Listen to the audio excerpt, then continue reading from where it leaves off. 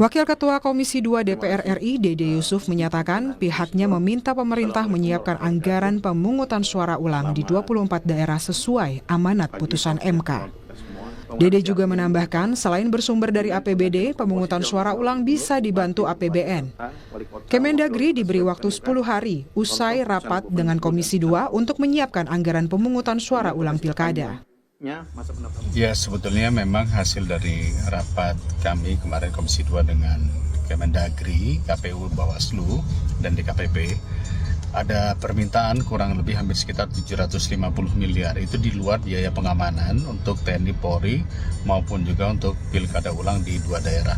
Jadi kalau kami hitung-hitung kurang lebih sekitar antara 900 miliar sampai 1 triliun. Nah, tentu ketika ini menjadi amanat MK, maka itu harus segera dilakukan karena ada beberapa pilkada yang harus dilaksanakan dalam 30 hari setelah keputusan MK, ada yang 60 hari, 90 hari, dan juga 180 hari.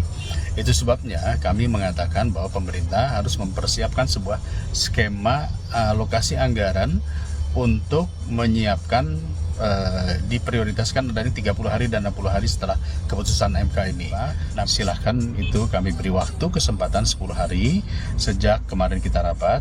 Jadi kalau jatuhnya hari Jumat, insya Allah hari Senin depan kita akan rapat kembali dengan pemerintah, dengan Kemdagri. Berdasarkan Undang-Undang Nomor 10 Tahun 2016 tentang pemilihan gubernur, bupati, dan wali kota atau pilkada, sumber pembiayaan pilkada berasal dari APBD setiap daerah, baik provinsi maupun kabupaten kota.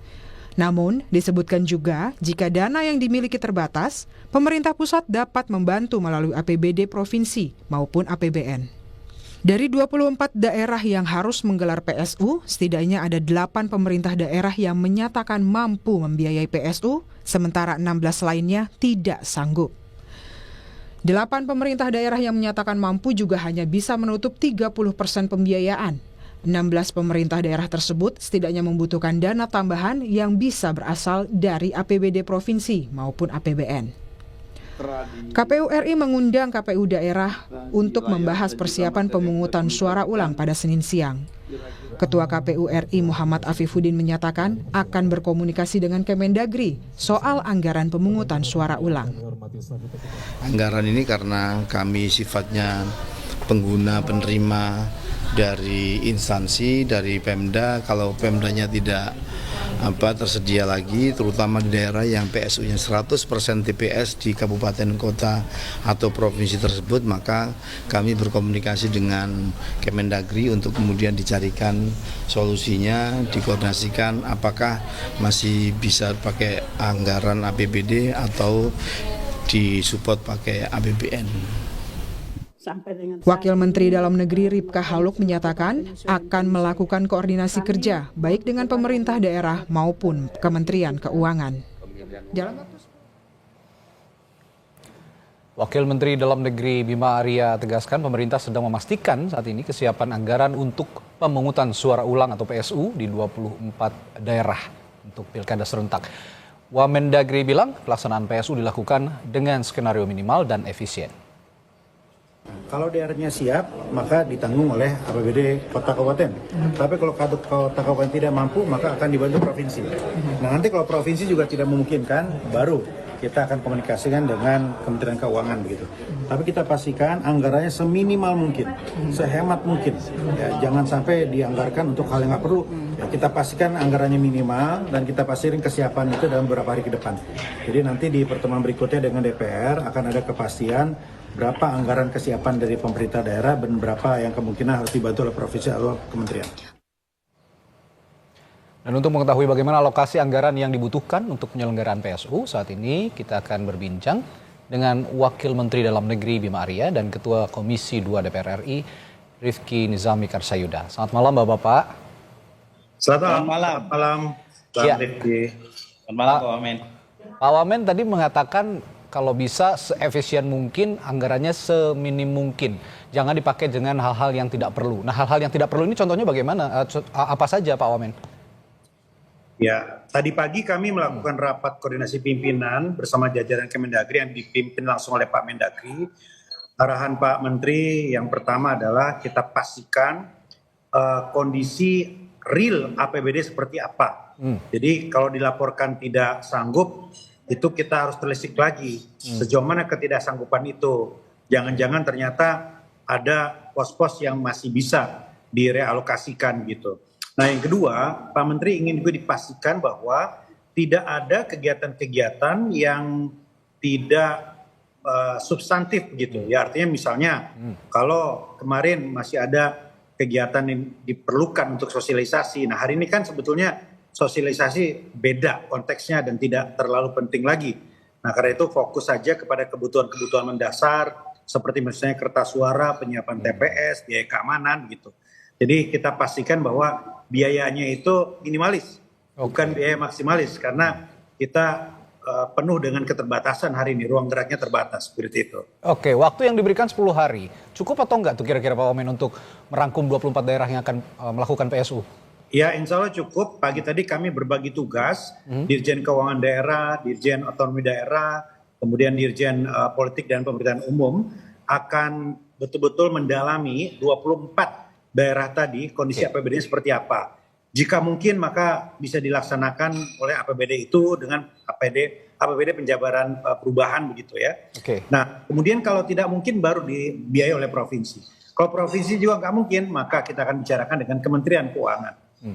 Oke, Bung Rifki, kalau tadi dibilang oleh Pak Dede Yusuf gitu mengatakan bahwa ini waktunya 10 hari ke depan. Dan tadi Pak Wamen juga bilang jangan sampai dipakai sama hal-hal yang nggak perlu. Nah, ketika DPR melakukan evaluasi rapat kerja dengan Kemendagri, ada catatan-catatan khususnya mengenai efisiensi anggaran di masing-masing daerah, terutama untuk daerah-daerah yang menyatakan tidak mampu nih, Bung Rifki.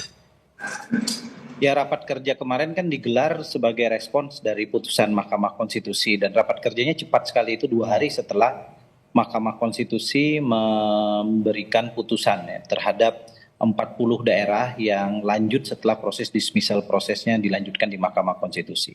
Dan hasilnya kita tahu ada 24 daerah yang memerlukan pelaksanaan pemungutan suara ulang, baik seluruhnya maupun sebagian. Dan karena itu pertemuan pertama kemarin saya kira adalah pertemuan di mana kami semua memetakan sesuai dengan kewenangan masing-masing untuk memastikan bahwa amar putusan Mahkamah Konstitusi itu bisa dilaksanakan tepat waktu dan berjalan dengan baik gitu, baik 30 hari, 60 hari, 90 hari dan 180 hari ke depan. Dan karena itu pertemuan itu tidak final. Pertemuan itu hanya memberikan kira-kira beberapa guidance ya. Salah satunya adalah meminta kepada pemerintah yang diwakili oleh Kementerian Dalam Negeri untuk melakukan inventarisasi kemampuan APBD masing-masing kabupaten kota dan provinsi yang akan melaksanakan PSU tersebut.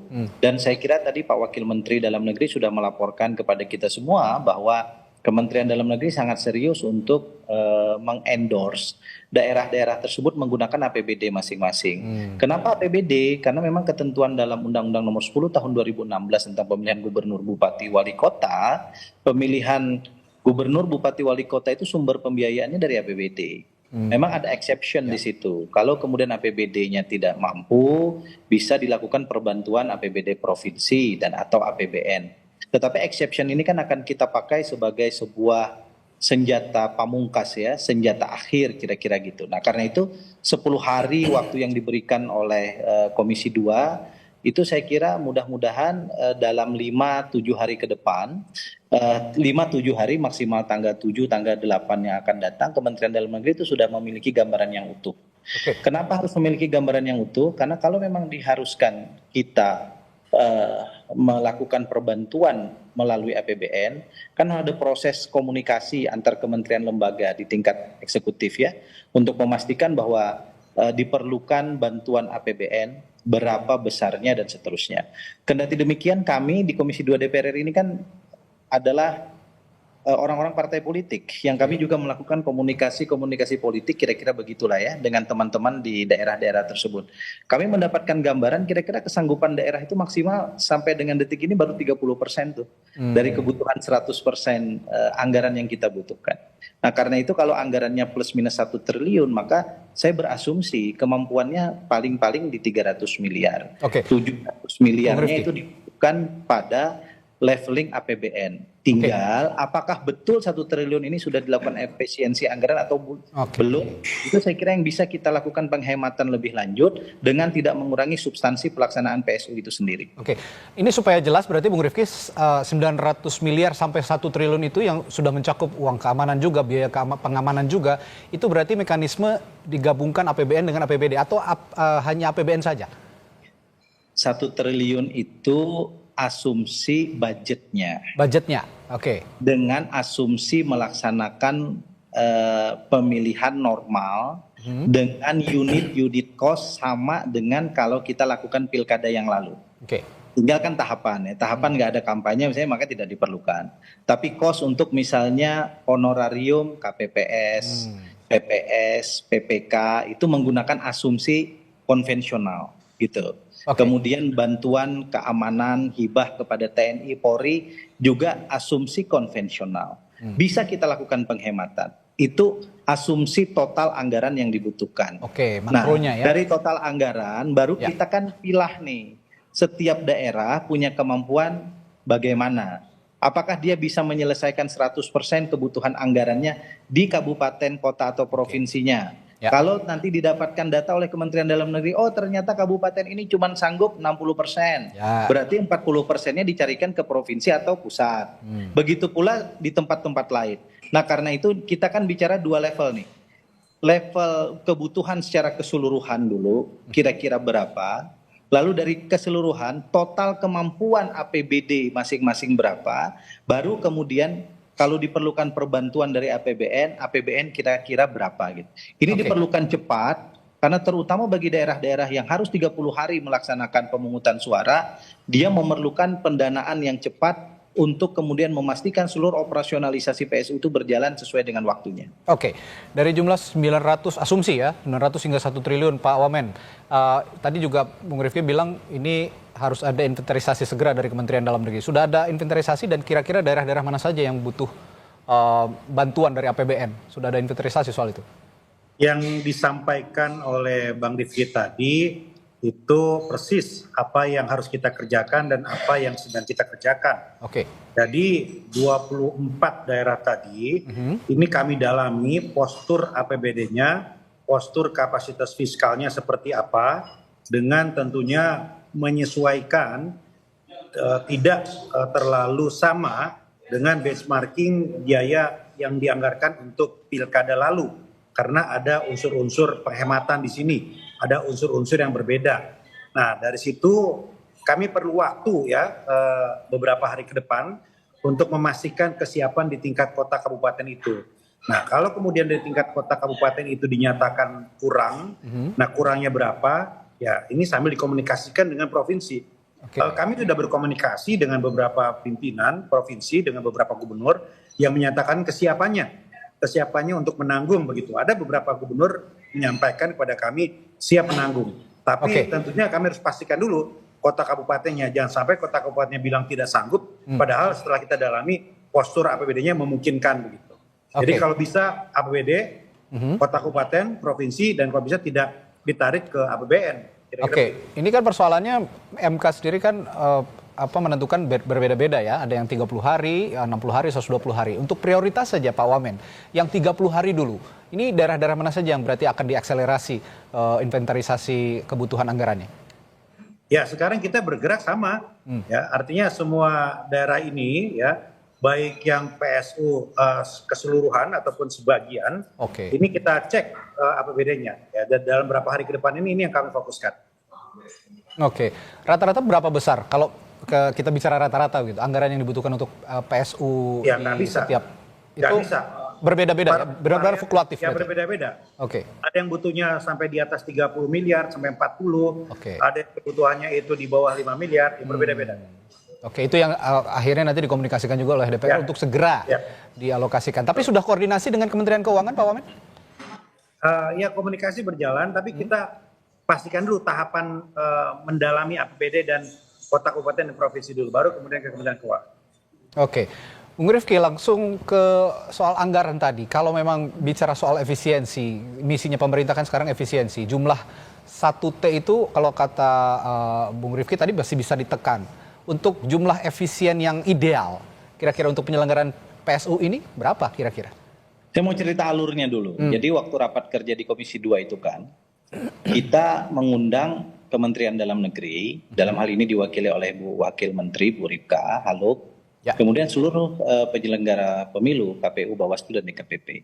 Hitung-hitungan angka itu kan muncul dari penyelenggara pemilu sebagai user dari pelaksanaan PSU ini. Nah, dari situ kemudian baru direspon oleh Kementerian Dalam Negeri. Kementerian Dalam Negeri bergerak cepat karena sudah melakukan komunikasi dengan para pimpinan daerah. Disitulah didapat per hari itu, 2-3 hari setelah putusan Mahkamah Konstitusi saya kira pada saat itu dapat gambaran kira-kira baru beberapa daerah yang menyatakan kesiapannya.